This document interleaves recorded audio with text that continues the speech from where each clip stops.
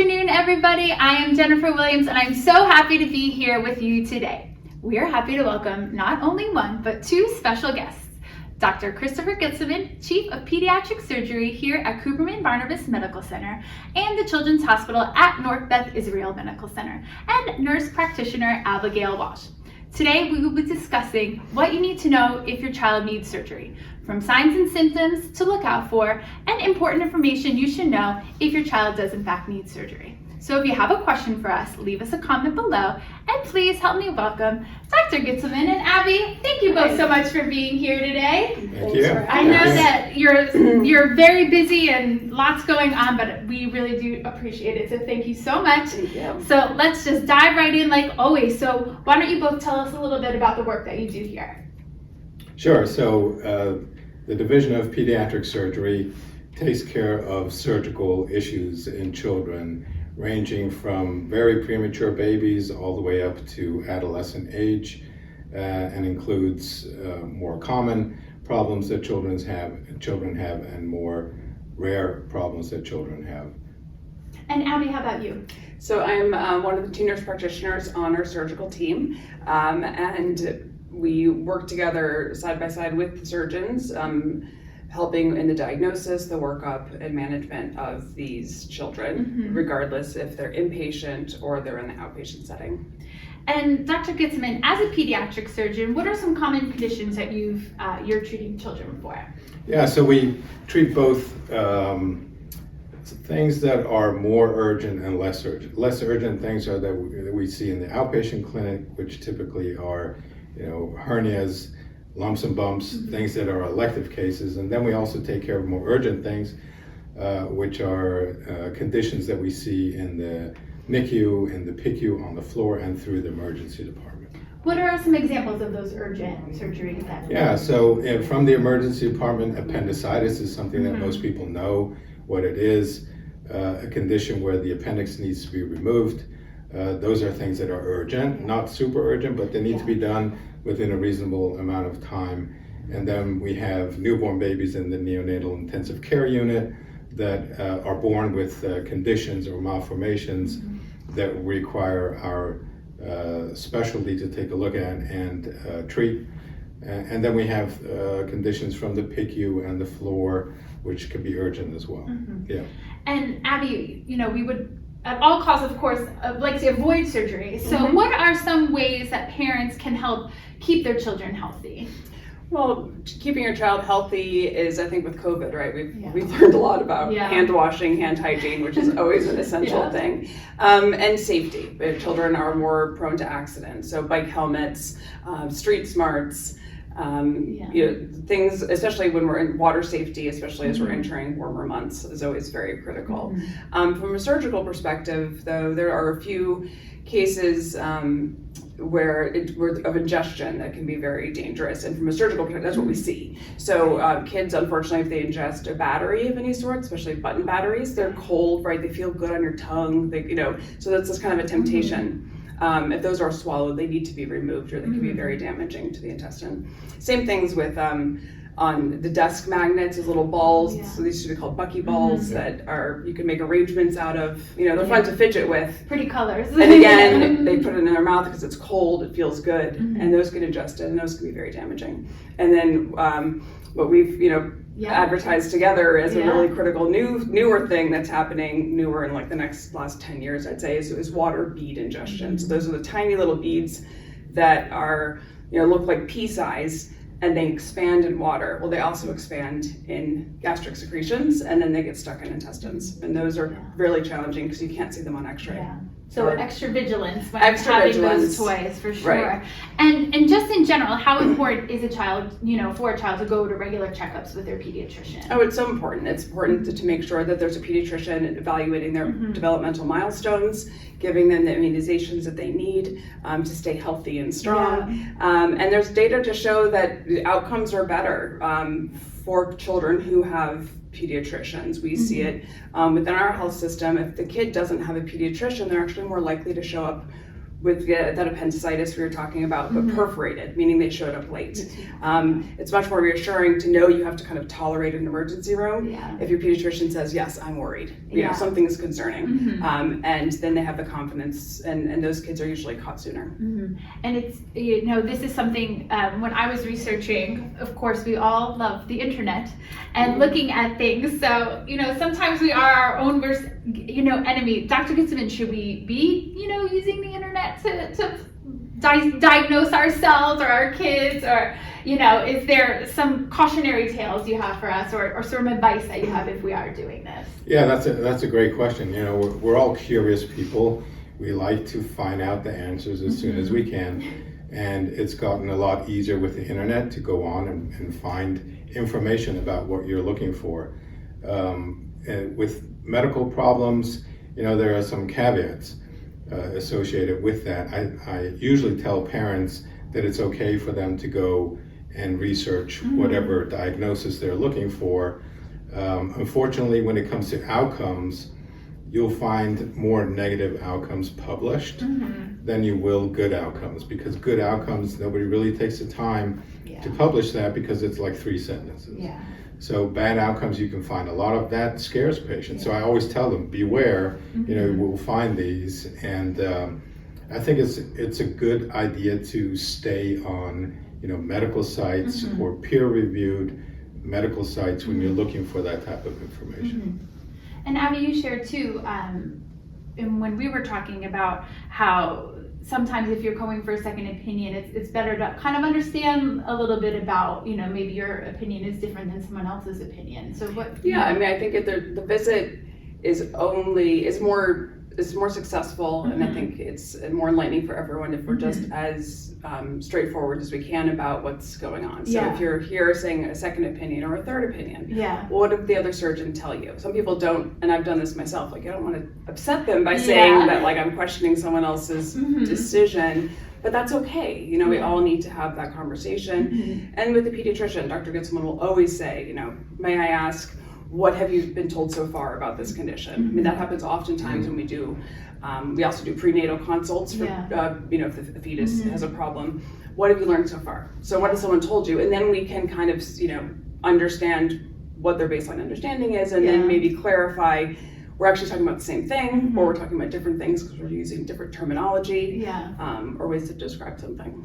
Yes, it's knowledge is power, as they do say. Right. And I know we talked about some of these more urgent, you know, situations parents and kids may find themselves at. So at CBMC, we have a dedicated pediatric emergency room. So Dr. Gitzelmann, what can parents expect if a child does come through our ED? Yeah, so children come through the emergency room either because parents are worried and they bring them directly, or they're referred by their pediatrician typically.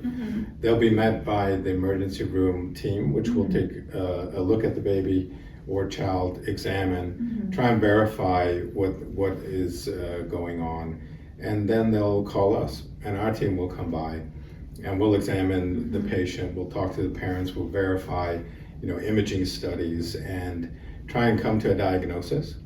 And then we'll talk about that with the parents, and we're very honest about what we do. We'll tell them, you know, that this needs urgent surgery, or this is something that you can come and do as an outpatient. So there are a lot of different facets, but that's typically the way it will go, seeing the ER team first, and then the specialty team. And what is that baseline for parents to know, like, okay, it's time to take my child in? So let's take appendicitis as a good example again, because it is quite common. When we see, or the emergency room, when they see children with abdominal pain, about 90% of them have a viral infection. So their job is not that easy. They need to find, out of all these children, they need to try and find the one that has appendicitis.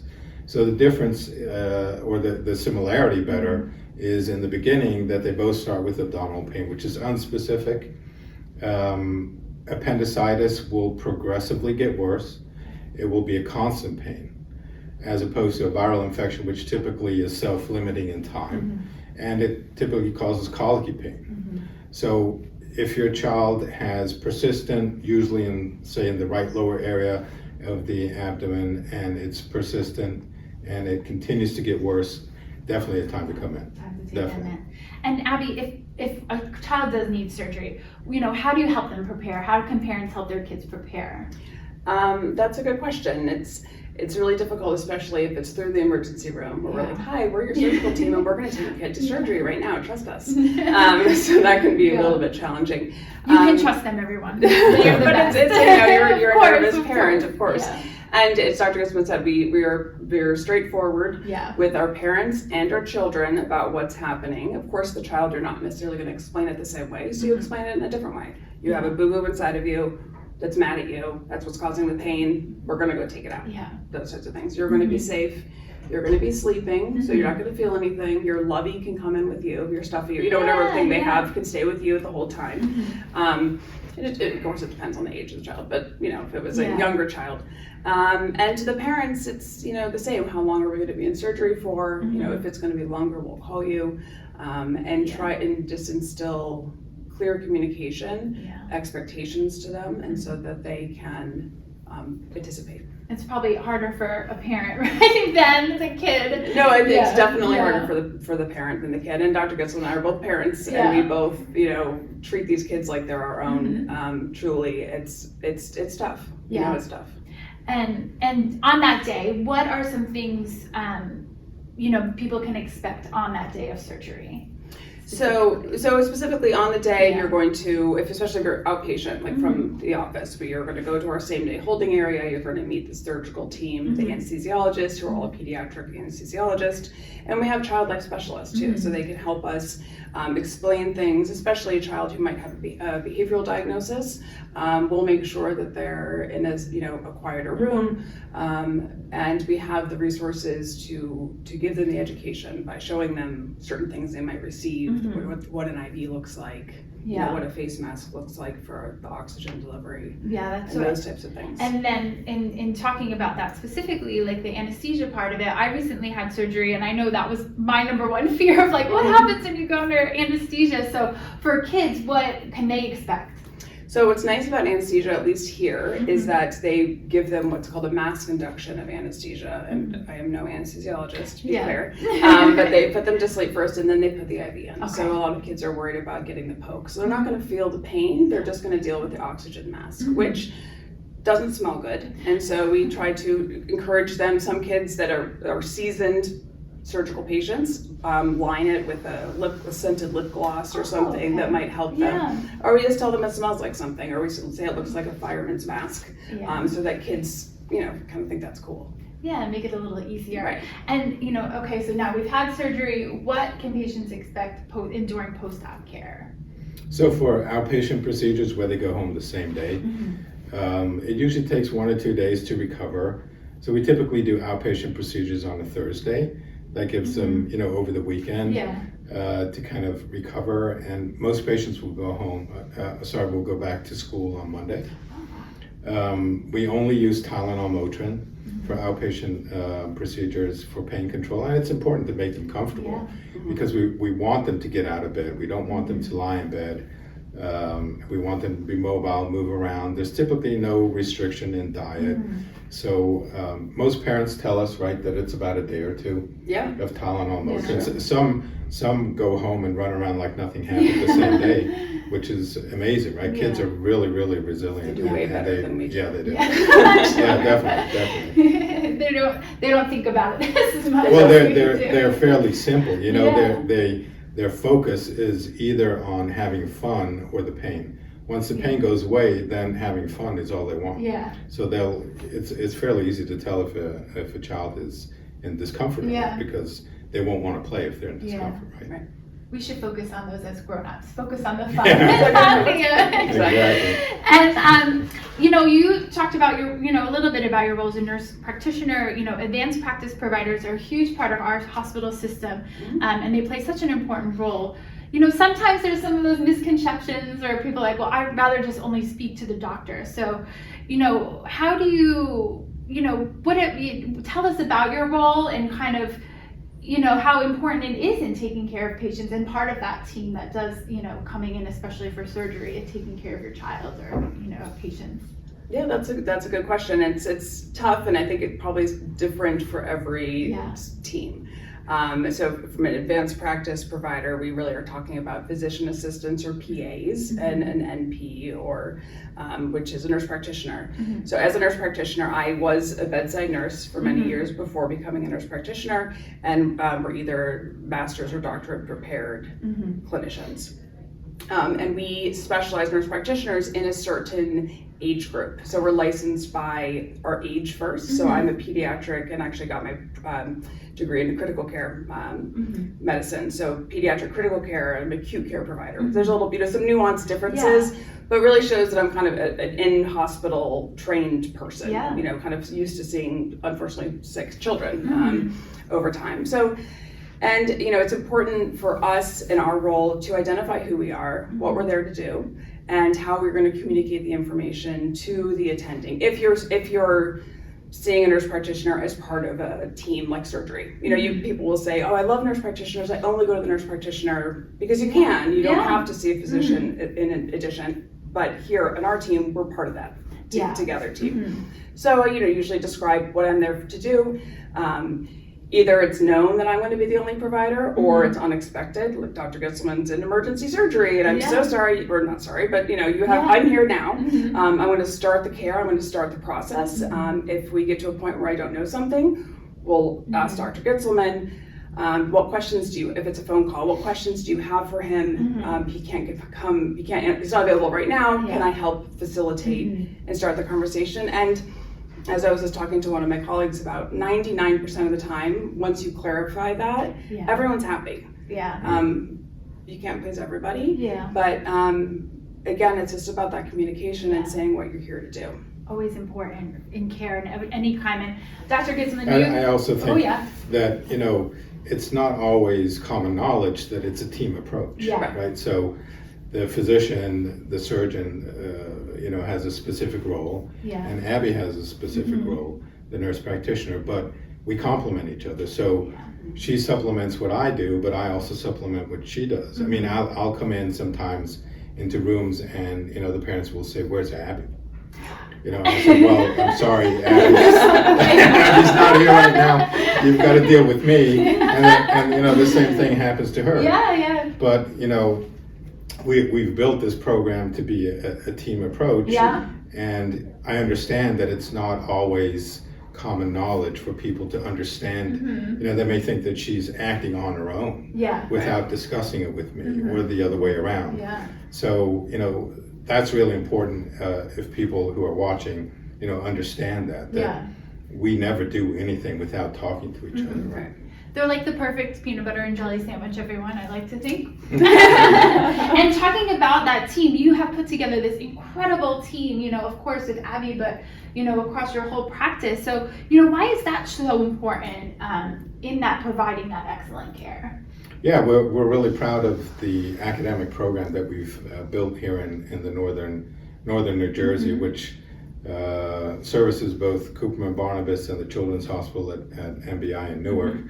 We're soon to be 3 surgeons and 3 nurse practitioners, and we pride ourselves with taking care of children and having the standards of care that we adhere to, and they're identical wherever you go, Cooperman Barnabas or MBI Children's Hospital, it's the same team. So we're an academic program, which means that we discuss patients with each other. We meet and discuss new standards of care. We change our practice based on developments and evolution in medical care. That's really what an academic program is in essence. But I think it's just really important to know that it doesn't matter where you go, it's really the same team, but we're spread out over 2 locations. But my surgical partners and I, we always discuss patients. They will call me and ask, what do you think? Abby and her nurse practitioners do the same, right? And that's, I think, the real benefit for families that entrust us with their care is exactly that. They're not just seeing, one person. They're actually seeing a team of almost 9 people, right? Not knowing it. Yeah. right? That's amazing. And, you know, if your child does need surgery and you are in the north here, you are in absolute the best care. And I'm not just saying that, I promise to you. Is there anything else you'd both like to add? It was so wonderful getting to talk to you today. So I truly appreciate it. No, it's been great. a blast. Yeah. Thank you so Well, much. I think, you know, it's important to know that we do outpatient clinic in West Orange, Newark. We will be expanding to other areas along in Hudson County and more towards down to Bernardsville soon. So, you know, it doesn't really matter where you see us. Again, it's the same team, right? And we do the procedures either here at Cooperman Barnabas or at NBI, Children's Hospital. That's really important. You're getting that, getting that top care, and that's so important. So, you know, just the logistics here. So if you do need to make an appointment with Dr. Gitzelmann and his team, that phone number is 973-322-6900. So we'll pin that in the comments for you. And thanks everyone for taking that time to be out. My goodness. See, I did good talking until the end. Thanks for being here with us today. And thank you so much again to the two of you for being here. Take care, everybody. Thanks for joining us. Thank you.